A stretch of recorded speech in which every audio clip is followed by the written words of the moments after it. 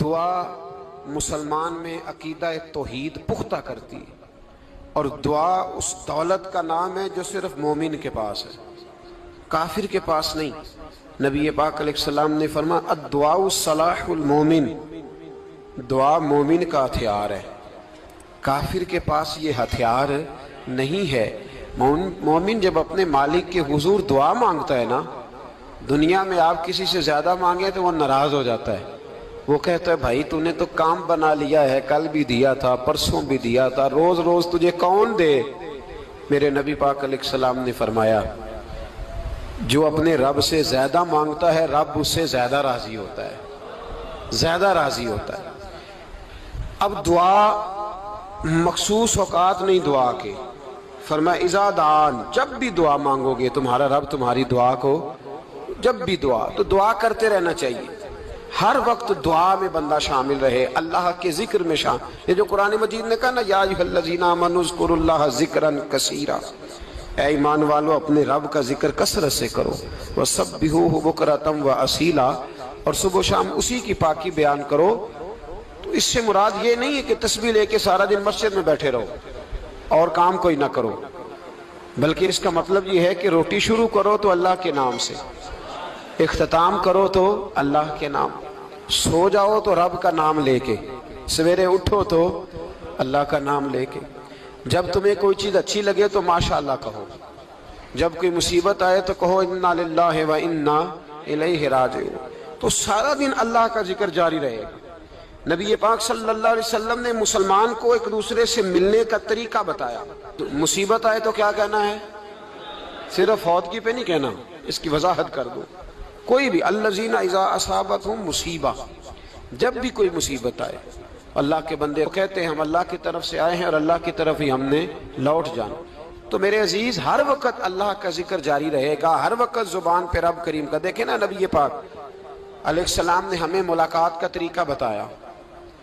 ایک صحابی آئے تو انہوں نے آ کے کہا السلام علیکم، نبی پاک علیہ السلام نے فرمایا رب تعالیٰ نے اسے 10 نیکیاں عطا فرمائی ہیں۔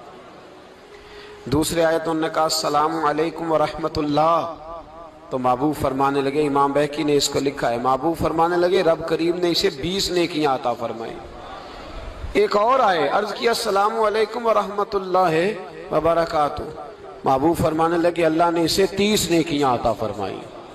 اچھا اس کا مطلب کیا ہے؟ السلام علیکم، تم پر سلامتی ہو، سادہ ترجمہ یہ ہے کہ تم سلامت رہو، تم سلامت رہو، ورحمۃ اللہ وبرکاتہ، تم پر اللہ کی رحمت بھی ہو اور اس کی برکتیں بھی ہو۔ وہ کیا کہتا ہے؟ وہ کہتا ہے وعلیکم السلام، تم پر بھی سلامتی ہو، ورحمۃ اللہ وبرکاتہ، اللہ کی رحمت ہو اور اس کی۔ یہ جو مسنون دعائیں ہیں نا جو حضور نے ہمیں دعائیں سکھائیں ہر موقع پہ، ان کا کمال دیکھیے۔ اب ایک مسلمان نے آتے کہا السلام علیکم، اس کا مطلب کیا ہے؟ تم پر۔ اب وہ جھگڑا کرے گا اسے مارے گا، اس کا مال چھینے گا؟ اس نے تو آتے ہی کہا ہے تم پر سلامتی ہو۔ تو جو سلامتی کی دعا دینے والے ہیں وہ جیب تھوڑی کاٹیں گے، وہ غبن تھوڑی کریں گے، ڈاکہ تھوڑا ڈالیں گے۔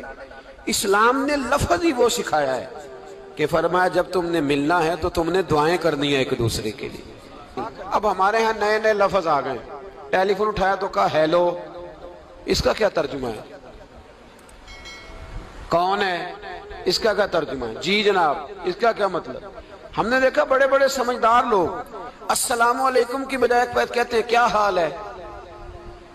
بھئی کیا عجیب بات ہے، بھئی کیا حال ہے کا کیا مطلب ہوا؟ وہ بعد میں کرنے کی بات ہے۔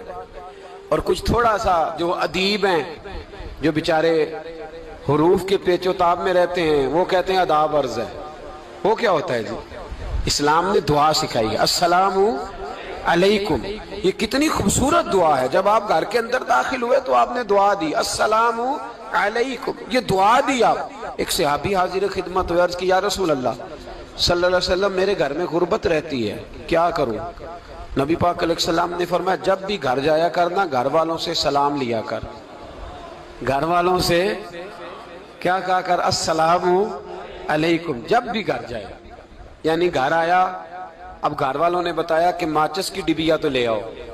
اب یہ دکان کونے پہ تھی گھر والے پہ، وہاں سے ماچس کی ڈبیا لے کے واپس گیا تو کہنے لگا السلام अलैकुम। फिर घर वालों ने कहा हो बताना याद ही नहीं रहा, चीनी भी खत्म हो गई है। तो ये फिर गया चीनी लेने, लौट के आया तो क्या कहा, जब अल्लाह चाहता है तू कहे, जब अल्लाह के रसूल चाहते हैं तू कहे। इसका तर्जुमा यह है कि तू कह, तू सलाम ले। अल्लाह रसूल चाह रहे हैं कि तू सलाम ले ताकि तेरे घर में सलामतियां डाल दी जाएं। तो फरमाया सलाम लेनी है तूने, और साथ तूने इस तरह करना है कि 3 दफा सूरत इखलास को पढ़ना है। इमाम कुर्तुबी ने इसको लिखा है। उसने कहा हुजूर गुर्बत बड़ी है, गुर्बत बड़ी है तो वजीफा बताएं। फरमाया जब भी घर जाओ सलाम लो और 3 दफा सूरत इखलास पढ़ो। वो सहाबी कहते हैं मैं पक्का हो गया। अब वो कुछ दिनों के बाद, कुछ अरसे के बाद, कुछ महीनों के बाद वापस आए तो सहाबाई किराम अलैहिम रिदवान फरमाते हमारी ख्वाहिश थी कि ये कुछ बयान करे, अब बताए जो वजीफा लेके गया था उसका रिजल्ट क्या निकला। कहते उसने बड़ी हैरत अंगेज बात की, हैरत अंगेज अजीब अंदाज में। कुछ लोगों का दिल होता है ना कि मुझे मिले, मेरे पड़ोसी को ना मिले, और कुछ का दिल होता है यार मुझे भी मिला है और अल्हम्दुलिल्लाह मेरे पड़ोसी को मिला है। तो सहाबी जब हाजिर हुए तो सहाबा कहते हैं हमें तजस्सुस था कि ये कुछ बताएं। तो हुजूर ने फरमाया क्या हाल है तेरा। कहा या रसूल अल्लाह कमाल ही हो गई है हुजूर, मैं जब भी घर जाता हूँ सलाम लेता हूँ और 3 दफा सूरत इखलास पढ़ता हूँ, मैं तो अमीर हो ही गया हूँ, मेरे तो हमसाये भी अमीर हो गए। कितना प्यारा है ये जुमला, कितना हुस्न है। इतना अच्छा लफ्ज किसी और के पास है ही नहीं जो अल्फाज हमें हमारे रसूल ने अता फरमाया। इसको अपनाइए, इसको अपनाइए।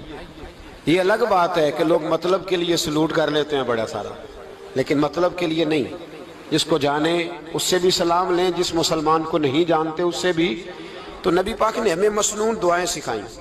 रात को जब सोने लगे अल्लाह के रसूल सल्लल्लाहु अलैहि वसल्लम ने हमें दुआ सिखाई। हुजूर ने फरमाया जब सोने लगो तो मुस्लिम शरीफ में फरमाया तुमने ये दुआ पढ़नी, अल्लाहुम्मा बि इस्मिका अमूतु व अहया।